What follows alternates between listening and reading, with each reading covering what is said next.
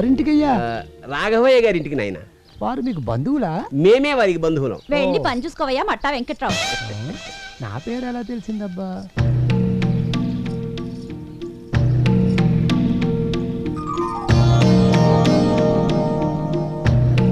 ఎరా సింహాచలం, బాగున్నావా?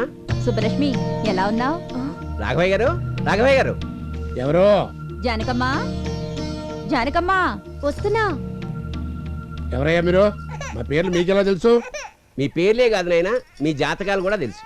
అంటే మీరు ఏమైనా వాటర్ లిస్ట్ వాళ్ళ లేక పోలియో చుక్కలేసేవాళ్ళ? కాదు నాయన, నేను ఆయన ధర్మపత్నిని, ఆయన నాకు ప్రాణపతి.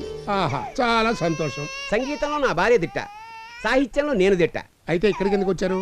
పొట్ట చేత్తో పట్టుకుని ఊరూరా తిరుగుతూ అర్హులకు ఉత్సాహవంతులకు పాఠాలు చెప్పుకుంటున్నాం. అంత ఉత్సాహవంతులు ఇక్కడ ఎవ్వరు లేరు. తమరు వెళ్ళండి.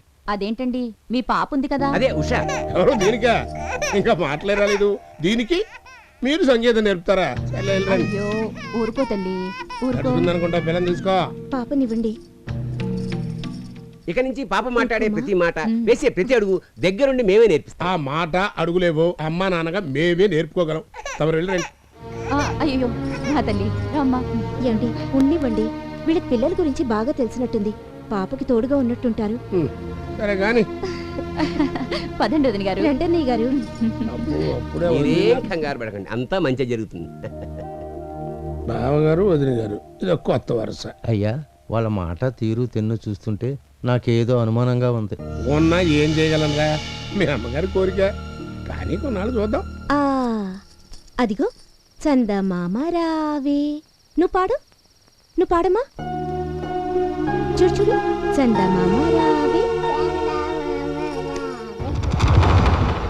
చందమామ పోవే. నేను పెట్టనా? నా దగ్గరికి వస్తావా? దా ఇటీ వదినా, నేను పెడతాను. ఇదిగో తినమ్మా, తినాలి.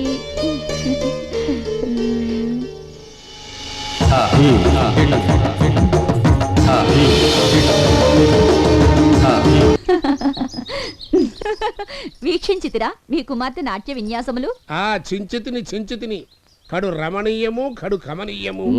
మీ నల్లు బహు చోరులు, ఇట్లా అందించిన అట్లు పట్టుకోలేదరు. మహానుభావ, తొందరపడి మీ భాష మాట్లాడాను, నన్ను క్షమించను. ఏది ఏమైనా మేస్టరు, దాన్ని కన్నవాళ్ళం మేమైనా దానికి విద్యాబుద్ధులు నేర్పి ఒక మనిషిని చేసిన మహనీయులు మీరు. మీ రుణం తీర్చుకోలేనండి. రుణానుబంధ రూపేణ పశుపత్ని సుతాలయ అని మీ అమ్మాయి కళ్యాణంతో అన్ని రుణాలు తీరిపోతాయి. కళ్యాణం అంటే పెళ్ళే కదా. ఎవరు కాకపోతే దానికి పెళ్ళి ఏంటి, తర్వాత చూద్దాంలే. తర్వాత చూచుటకేమున్నది, శూన్యము. లెస్సబలికి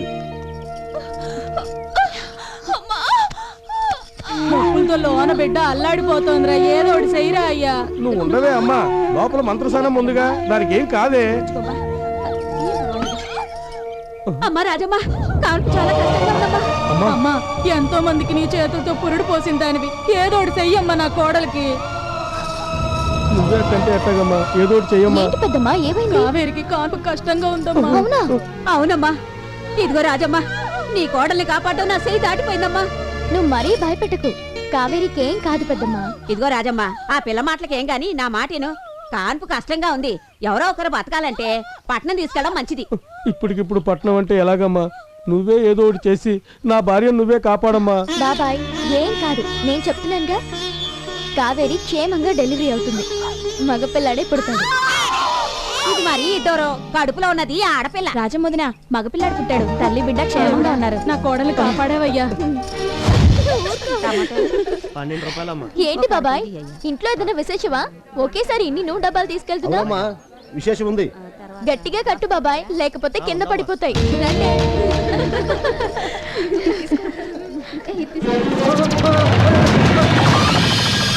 ఇదేంటబ్బా, ఇంత గట్టిగా గట్టిగా పడిపోయింది. నూనెంతా నేలపాలైపోయింది. ఇంటికి వెళ్తే దానికి ఏం సమాధానం చెప్పాలో ఏంటో. అందిగా మహాతల్లి నోటి మహత్యం. ప్రాణనాథ, ఇలా ఇంకెన్నాళ్ళు చూడరానివి చూస్తూ వినరానివి వింటూ ఉండాలి? తప్పదు దేవి. ఆ అమ్మాయి వాక్కులోని శక్తి ప్రవాహానికి ఆనకట్ట వేసేవాడు దొరక. అంటే ఆమె వాక్కు ఏ యువకుడి మీదైతే పనిచేయదో, ఏ యువకుడి జీవితాన్నైతే మార్చలేదో, అటువంటి మహత్తరమైన హస్తరేఖలున్న వాటితో వివాహం జరగాలి. ఆ కళ్యాణం పూర్తవడంతో మనం అనుకున్నది కూడా పూర్తవుతుంది. అతనెక్కడున్నాడో. Okay Mister Narayana, you can proceed. Thank you milord. బోన్లో ఉన్న ఈ ముద్దాయి ప్రజల్ని ఎంత అసౌకర్యానికి గురి చేశాడో, ఎన్ని మర్డర్లు చేశాడో మీకేమైనా తెలుసా? ఏమయ్యా ఎటకారంగా ఉందా? అతను చేసిన నేరాలు నాకెలా తెలుస్తాయి? Sorry sir. Objection your honour. ఎందుకయ్యా అబ్జెక్షన్? తెలీదు సార్, గ్రిప్ కోసం కామన్గా సినిమాలో అంటూ ఉంటారు కదా సార్. షటప్, కూర్చో. Thank you sir. జడ్జి గారు, మీరు మాట్లాడుకోవటమేనా, నా గురించి ఏమైనా ఆలోచిస్తారా? సార్, నుంచుని కాళ్ళు నొప్పుడుతున్నాయి. Okay okay Mister Narayana, please continue. Thank you milord. కాబట్టి యువర్ ఆనర్, ఇటువంటి అరాచక శక్తులకి. ఏంటి నేనే? అవును మీరే. అయితే proceed. Thank you. Section 302, section 303, section 304 ప్రకారం ఇతనికి మరణ శిక్ష విధిస్తున్నాను. ఏమయ్యా జడ్జి నువ్వా నేనా? మీరే సార్. ఆ డౌట్ మీకు ఎందుకు వచ్చింది? మరి తీర్పు నువ్వు చెప్తావేంటయ్యా? అది. వాదించింది చాలు, వెళ్ళి కూర్చో. Thank you my lord. Mister Nandagopal, ఈ నేరాలన్నీ నువ్వే చేశారని ఒప్పుకుంటున్నావా? ఏది నేరం, ఏది అన్యాయం? సమాజాన్ని పట్టి పీడుస్తున్న చీడ పురుగుల్ని తెగ నరికేశా.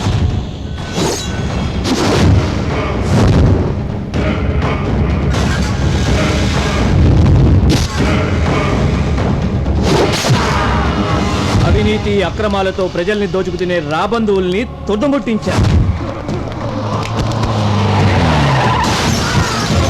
లంచాలతో అమాయకుల్ని దోచుకునే దుర్మార్గుల్ని అంతం చేశాను. హలో,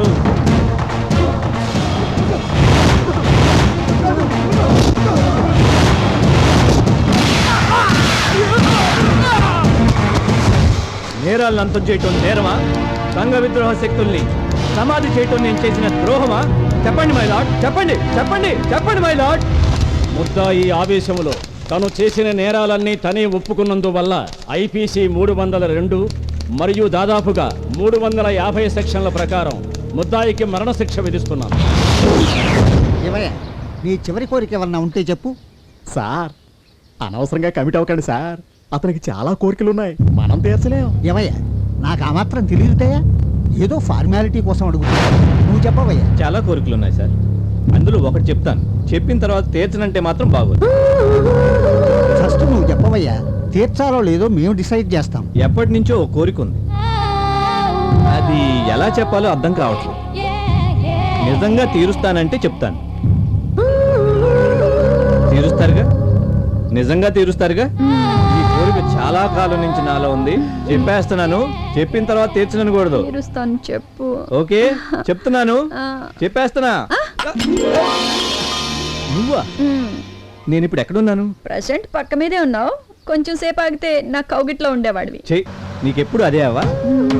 అవును, మా ఏజ్ బారు మావేడి? నాకేం తెలుసు? నీ దగ్గరికి రాలేదా? వస్తే నాకు ఈ బాధలు ఎందుకు? పైకి కిందకి తిరగలేక చేస్తున్నాను. సరే, నేను జాగింగ్ వెళ్ళొస్తాను. నందు, టీ తాగెళ్ళు. జాగింగ్ వెళ్ళొచ్చి బూస్ట్ తాగుతాను, రెడీగా ఉంచు. అయ్యో, ఈ జాసలో పడి మా ఆయన మర్చిపోయానే. వస్తున్నా.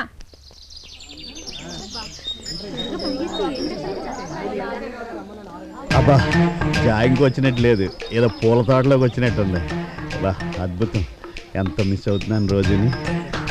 నా ఫిగర్ చూడు ఎలా. నువ్వు జాగింగ్ వచ్చావా? తొలి ఖర్చు ఏదో వాళ్ళ కనిపెట్టాడు నన్ను.